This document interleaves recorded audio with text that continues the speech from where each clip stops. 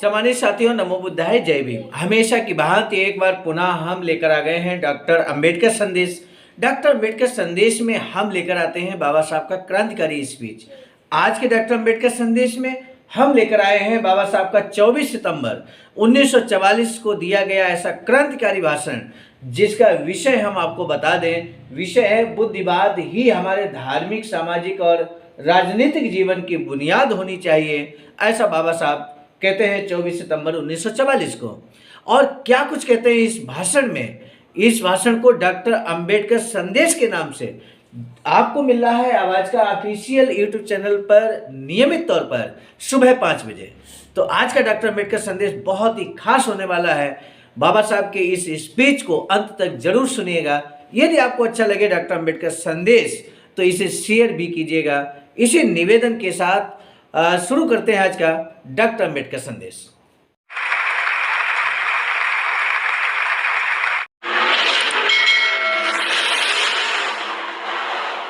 सम्मानित साथियों, बाबा साहब डॉक्टर अंबेडकर संपूर्ण वाङ्मय खंड 39 पृष्ठ संख्या 401 से हम लेकर आ गए हैं बाबा साहब का ये स्पीच, क्रांतिकारी स्पीच जो बाबा साहब देते हैं 24 सितंबर 1944 को सुबह 10 बजे मद्रास के प्रभात टॉकीज में नेशनल सोसाइटी के तत्वावधान में श्री एस रामनाथ की अध्यक्षता में डॉक्टर बाबा साहब भीमराव अंबेडकर का भाषण हुआ।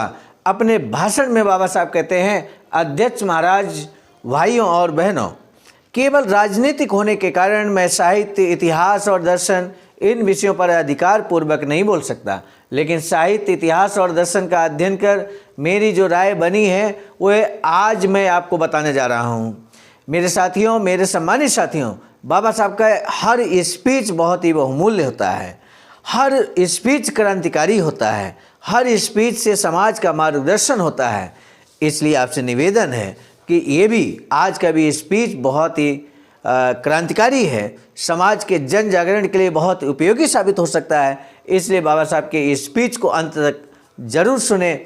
अब देखिए क्या बताना चाहते हैं बाबा साहब। बाबा साहब कहते हैं कि भारत के इतिहास को लेकर कई गलतफहमियां प्रचलित हैं।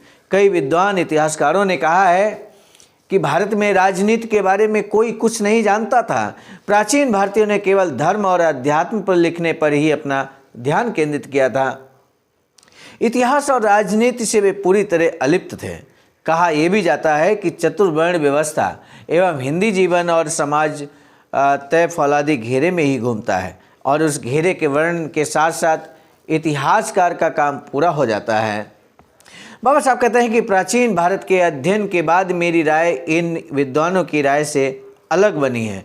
इस अध्ययन से मैंने पाया कि दुनिया के किसी भी देश में भारत जैसी गतिमान राजनीति नहीं थी। बाबा साहब का एक जो अध्ययन होता था वो बहुत ही यूँ कहें कि गहराई से, गहनता के साथ किया गया अध्ययन होता था। और यही कारण है कि जो बात सारे विद्वान कह रहे थे, जिस बात को, उसको बाबा साहब ने उससे विपरीत अपने विचारों को रखा। और ये विचार यूं ही नहीं रखे, अध्ययन करने के बाद रखे। बाबा साहब कहते हैं कि भारत दुनिया के किसी भी देश में भारत जैसी गतिमान राजनीति नहीं थी और भारत ही एकमात्र ऐसा देश है जहाँ ऐसी क्रांति हुई जैसे दुनिया में अन्यत्र कहीं नहीं हुई। इतिहासकार भूल चुके हैं। ऐसी एक बुनियादी बात हिंदी इतिहास पढ़ने वाले छात्रों को ध्यान में रखनी होगी और वह ये है कि प्राचीन भारत में बौद्ध और ब्राह्मणों के बीच हुई लड़ाई, जैसा कि कुछ प्रोफेसरों ने कहा कि ये कोई पंथों के बीच हुई मामूली लड़ाई नहीं थी, ये सत्य के मायने ढूंढने के लिए लड़ी गई लड़ाई थी। बुद्ध ने बेहद आसान शब्दों में सत्य की व्याख्या बताई थी। इंद्रियों को जो समझ में आ जाए वही सत्य है। आपसे भी कोई अगर पूछे बताइए सत्य क्या है, तो तथागत बुद्ध के इस शब्द को आप एक लाइन में बता दीजिएगा, डेफिनेशन कंप्लीट हो जाएगी सत्य होने की। तथागत बुद्ध कहते हैं कि इंद्रियों को जो समझ आए वही सत्य है। इस बात को, इस कोटेशन को बाबा साहब यहाँ पर समाज का मार्गदर्शन करते हुए कहते हैं। बाबा साहब कहते हैं कि अलग शब्दों में बताना हो तो किसी अधिकारी द्वारा बताई गई बात ही सत्य नहीं होती, बल्कि ब्राह्मणों का ये कहना कि जो वेदों के अनुसार है, यानी वेद जिसे कहते हैं, वही सत्य है। और यहाँ हंसी होती है। बौद्ध क्रांतिकारी थे और ब्राह्मण प्रतिगामी थे।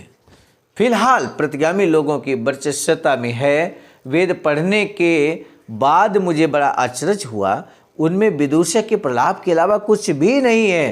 प्रचंड हंसी होती है, यहाँ पर हंसी और तालियां होती हैं।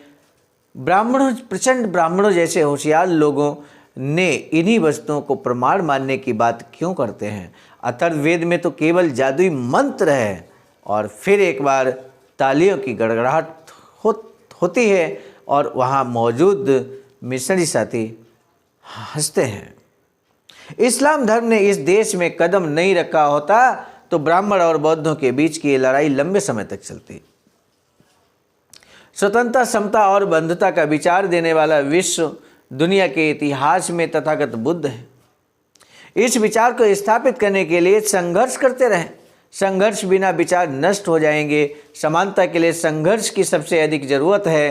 क्रांति के खिलाफ प्रतिक्रांति के विजय के कारण वह विचार नष्ट हुआ। कई लोगों को भगवत गीता बहुत बड़ा धार्मिक ग्रंथ लगता है। बड़े खेद के साथ मुझे कहना पड़ रहा है कि ये कहने जैसे मुझे उस किताब में नहीं मिला। उल्टे उस ग्रंथ ने कई अनर्थ किए हैं। बाबा साहब कहते हैं भगवत गीता के बारे में, बाबा साहब कहते हैं कि बुद्धि की कसौटी पर खरी न उतरने वाली बातों को उसमें सैद्धांतिक आधार देने की कोशिश की गई है। जो हो, आखिर राजनीति, समाज, राज्य शासन, धर्म और बुद्धिवाद के क्षेत्रों में बुद्ध ने जो शुरुआत की थी वह आगे चलकर असफल करने की प्रयास हुआ। धर्म और राजनीति को एक करते हुए ये साबित करने के लिए मनुस्मृति लिखी गई कि चतुर्वर्ण केवल सामाजिक प्रथा नहीं, इसे एक राजनीतिक दर्शन बनाने का प्रयास है।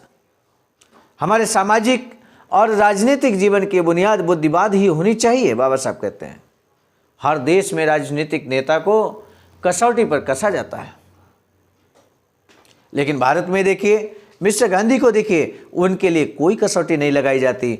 उन्होंने जो कहा वही सच है। 2 वर्ष पूर्व मिस्टर गांधी ने कहा पाकिस्तान पाप है, सबने हाँ में हाँ मिलाया। आज मिस्टर गांधी कुछ और कह रहे हैं, सभी हाँ में हाँ मिला रहे हैं। हमारे सामाजिक, राजनीतिक और बौद्धिक जीवन को कैसे परे कर दिया जाता है, इसका एक उदाहरण है।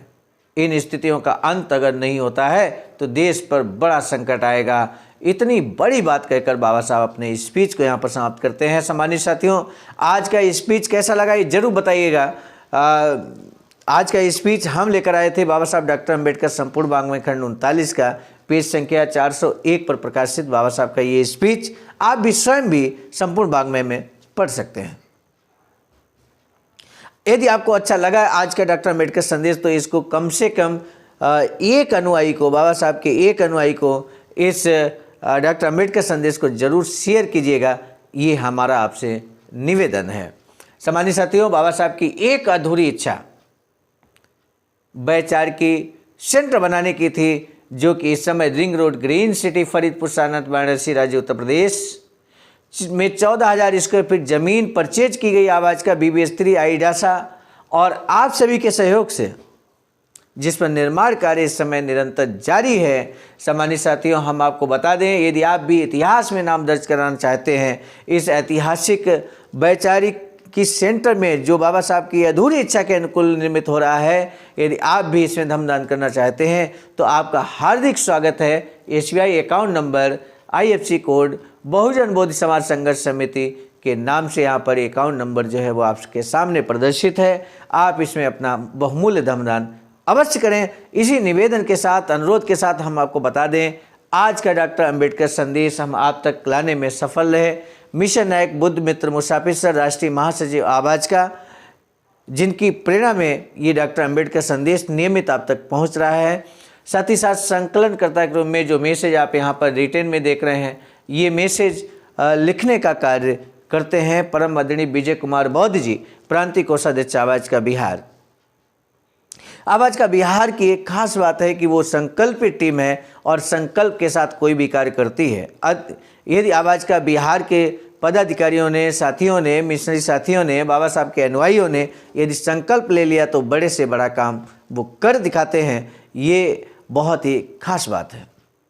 और ऐसा ही एक शानदार कार्यक्रम, एक बड़ा विशाल सेमिनार यूँ कहें कि डॉक्टर अंबेडकर इंटरनेशनल कॉन्फ्रेंस 2023 का आयोजन किया आवाज़ का बिहार की टीम ने महाबोधि सांस्कृतिक केंद्र बोधगया में, जो कि ऐतिहासिक कार्यक्रम था। और डॉक्टर अंबेडकर अनुयायी जो वहाँ पर पूरे भारत से ही नहीं बल्कि देश विदेश के भी बुद्धिजीवी साथियों ने पार्टिसिपेट किया था। ऐसा शानदार कार्यक्रम कराने के लिए, सेमिनार कराने के लिए, कॉन्फ्रेंस कराने के लिए आवाज़ का बिहार के समस्त पदाधिकारियों को, समस्त जनपदों की इकाइयों के पदाधिकारियों को तहे दिल से साधुवाद व्यक्त करते हुए आज का डॉक्टर अम्बेडकर संदेश हम यहीं पर समाप्त करने जा रहे हैं। हम हैं सर्वजित आर्या, राष्ट्रीय कोषाध्यक्ष आवाज़ का, नई दिल्ली। पुनः मिलेंगे नए डॉक्टर अम्बेडकर संदेश के साथ। तब तक के लिए सादर नमो बुद्धाय। जय भीम।